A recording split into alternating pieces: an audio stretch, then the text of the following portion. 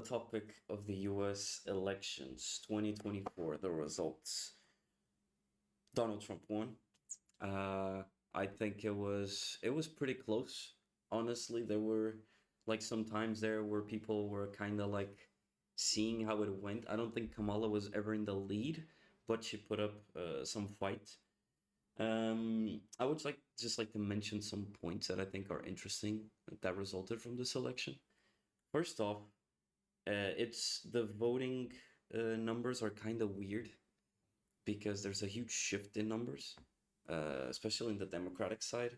Because Joe Biden, I think, got like 80 or something, 80 million, and Kamala got like 60 something, and that's kind of weird. I think the voter turnout, like the people that went to actually vote, was much bigger this year than 2020. So it's kind of odd. Does it deserve an investigation? I don't know. Maybe. Uh, it's also interesting that the Republicans and the right wing people were also kind of scared and whatever of an election fraud, and that due process should be made. And it's interesting that now none of that exists. They won fair and square, and there's no need for like to investigate anything or to be. There's not even a reason to doubt the election because the Republicans won. That's also interesting, which wouldn't be the case obviously if the Democrats won. Um, one interesting point: Trump won the electoral vote, the popular vote, the Senate, and the House of Representatives. That is insane. That is pretty crazy. That only means that, yeah, you can talk and you can have maybe a conversation about how Americans managed to vote for a guy like Trump, but in the same way, they didn't vote by chance. He won all of these. And we'll see what happens when he actually becomes president. Now he's just president elect. But that gives him a lot of power in the judicial system, in the legal system, and in the executive system. So we'll see. It's going to be interesting.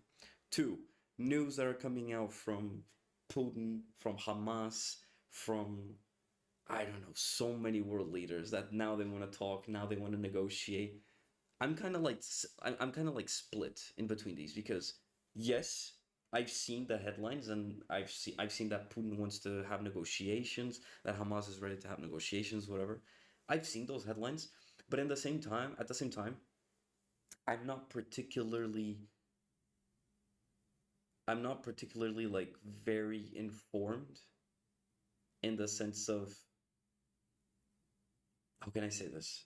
If if it was the same sentiment with Joe Biden and like in the last few months, which is kind of interesting. I don't believe that just because Trump won that all of a sudden now they want to like he doesn't have that much aura. Okay, he has aura in the US, but let's not push it. Okay.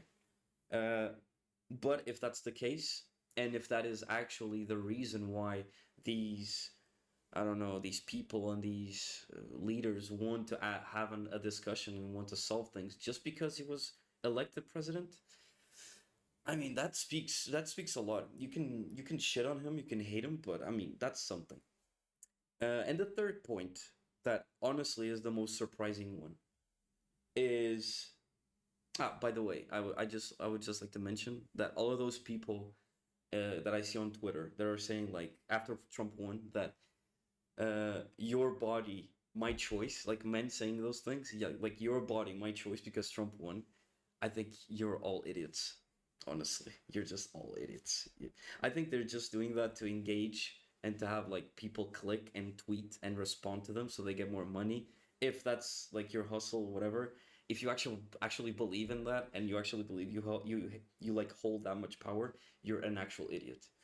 And the third point is the speeches that were made. Kamala's speech and Trump's speech, right? Kamala's speech came a day or something afterwards. Trump spoke on the election night. And Trump's speech was absolutely terrible. It was terrible. If you see it from a 2016 perspective, he is, like I said, a shell of what he once was, unfortunately. And I don't know. I think like people are just trying to like him that much, and his speech is probably proof that he's not that great anymore. He's not good at all. He's terrible. Like even with the Dana White thing that he like calls out the Nelk boys and shit. It's an acceptance speech of an election. I love Dana White, but you can't have that man there. You can't. Whatever. I think JD Vance spoke well. Eh, kind of. Whatever. Trump, the message that he conveyed was extremely more moderate than the last few elections throughout the campaign, and the speech is a direct consequence. He's also keeping things like very moderate. You didn't hear him say, "Let's now build this fucking wall." So I think he's not going to be the extremist leader that people think he is. I think his administration, the people that, and his cabinet, the people around him, are going to push him in that sense, but he doesn't have the same like gas anymore. Um, about Kamala, it's interesting because this was legit the first time ever that a rally or a speech from a politician I actually enjoyed a lot. Like her speech was probably the first time that I think she was ever genuine. Ever.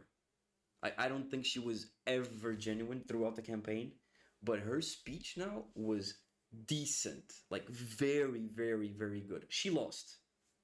Okay, she lost. And then she had to give the speech to concede. But she could have said so many things.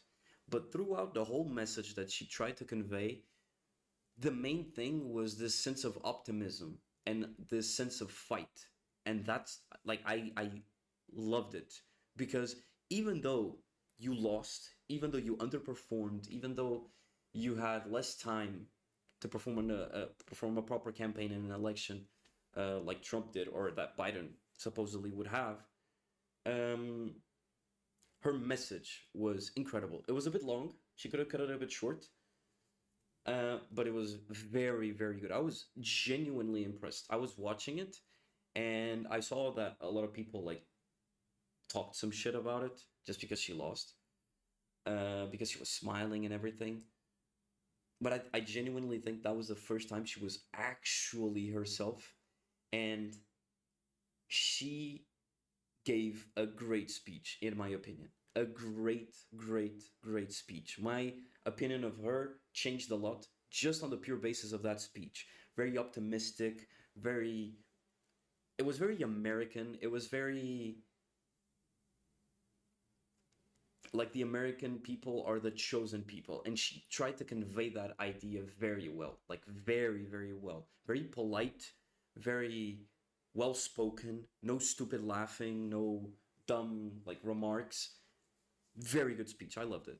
Unfortunately, she lost, but hey, it is what it is. But yeah, her speech was very, very good. Trump's speech was terrible, terrible. I don't think there's anything there. But yeah, I mean, it is what it is. The results were interesting. Philadelphia was the decisive factor. Trump also won in every swing state, which is also interesting.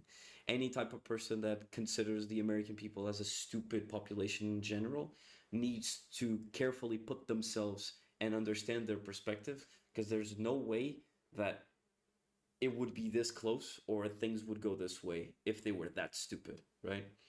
But like I said, I think that if you put a decent, not good, decent Democratic candidate against Trump, Trump loses. And also the Democratic Party, I think they failed to, how can I say this, like point out the mistakes and the shit, I guess, that Trump said. And they failed that miserably. They, when you have a like a presidential candidate on a speech, I mean, a debate, and that he's saying straightforward to the camera that they're eating the cats and the dogs. Brother, I don't know. I would try. The thing is, I think the Democratic Party just tried to support themselves in a specific group and in a specific ideology, and it's very ideological. Whereas the Republican Party, yes, the MAGA movement is very ideological, but you have so many people that went from Democrat to Republican just because of how bad the Democrats are. I think genuinely that the Republicans should not take this election as a positive in the sense of, okay, it's a positive. I mean, yeah, they won, but they shouldn't take it in the sense of, yeah, I mean, we're good, we did good, the campaign was good, we did good things. No, the Democrats were just terrible. They were horrible in conveying message. They were horrible in captivating the youth.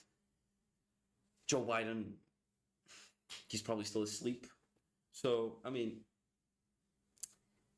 I really feel that the Republicans, they won, yes, but they won because the others are incompetent.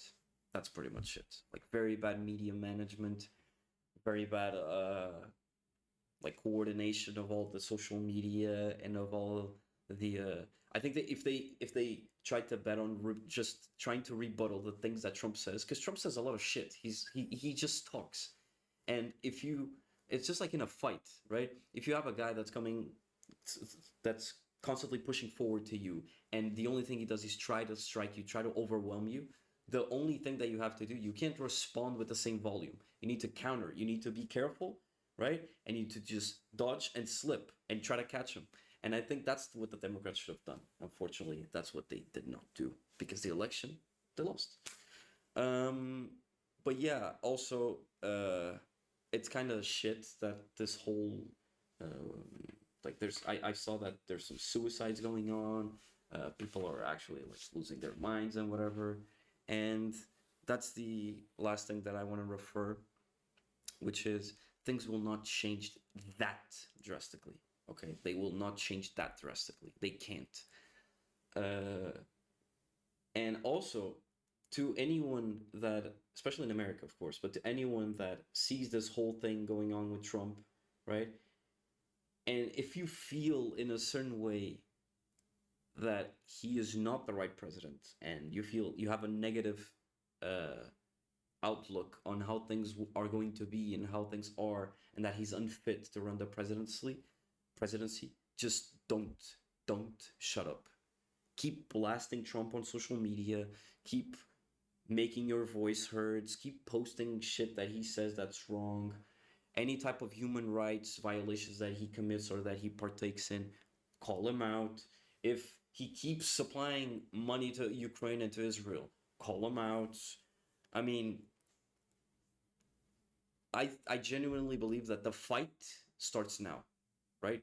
The fight didn't start in this campaign. The fight starts now, right? If you're a Democrat, or if you're left winged, whatever you want to call it, if you're just not a Trump supporter in any sense, the fight starts now. Now is the time that matters, okay? And now you have a much bigger job to do, but that's when you have to step up to the occasion, right?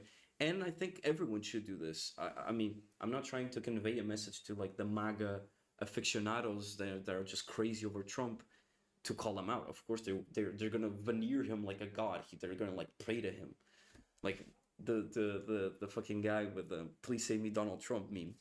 But like people that are in the opposition, just keep pressuring, keep pressuring, and something will change. And in the same sense that the U.S. should keep Israel on a leash, maybe you can try to keep Trump on a leash. Just keep protesting, keep making your voices heard, and keep being an active member of the political side of the society that you're in, and things won't go as crazy as you think it will. Um, but yeah, I think that's pretty much it. Thank you very much for listening, and